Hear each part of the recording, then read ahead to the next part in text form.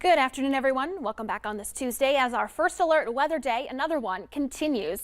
After our first round of severe weather this morning has moved off, we're anticipating a second round of severe weather through this afternoon and into the early evening hours.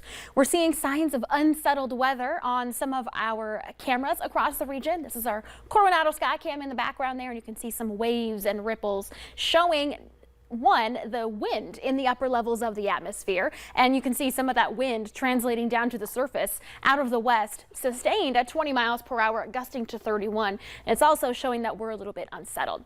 Currently 75 degrees and much less humid than the last several days. It was a bit humid to start our morning, but it's turning a bit more comfortable with that wind shift and some drier air starting to be pulled in. 77 degrees with cloudy skies in Grand Forks. Wind is out of the west at 14 miles per hour, gusting to 25. Still a little humid in areas like Grand Forks and parts of the Northern Valley, but that will be improving later today. The strongest of the wind gusts right now are in the Southern Valley and points to the west. Current gust to 43 miles per hour in Bismarck. Not quite as gusty, closer to the Red River Valley. Gust to 28 miles per hour in Oaks, 32 mile per hour gust in Jamestown, and 28 mile per hour gust in the Fergus Falls area. And this is where we're going to stay the gustiest through the rest of this afternoon and till this evening, where we have a wind advisory until 8 p.m. where we could see some of those stronger gusts into the 45 mile per hour range moving in from the west, where we're currently seeing those strongest gusts. Temperatures today, as I was mentioning, much cooler than the last several days as that low pressure system has been spinning off to the east. It's located up in Canada, a surface-based low.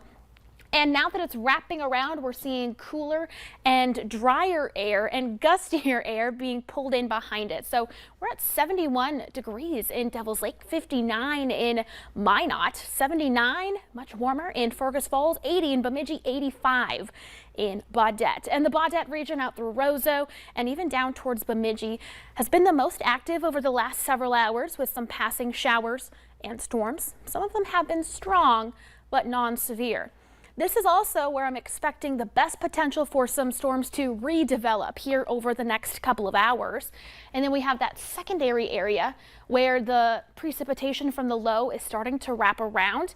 That will be moving into the region later this afternoon into this evening, where some of it could be strong, but I'm not expecting those to be as strong or severe. So here's where we're watching the best severe potential from now until about 5-6 o'clock this evening. The area in yellow is a slight risk for severe, meaning a level 2 out of 5.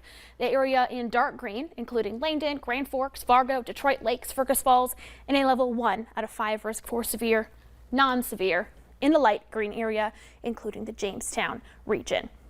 So stepping through your hour-by-hour forecast, those showers and storms that are currently up to the north are exiting, but that's where I'm watching for that redevelopment right along a front as the low starts to lift.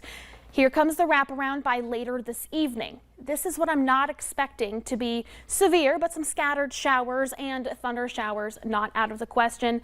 And then we start to see some clearing by tomorrow morning, but by tomorrow afternoon and evening, we could see some pop-up showers and thunderstorms. So here's what we're looking at for this afternoon in terms of risks. Hail to around 2 inches in diameter, gusts up to 70 miles per hour are the primary threats with the strongest storms that develop. Flash flooding primarily across the Northern Valley, where we could see those redeveloping storms, and can't rule out an isolated tornado, particularly in the area that is shaded in yellow.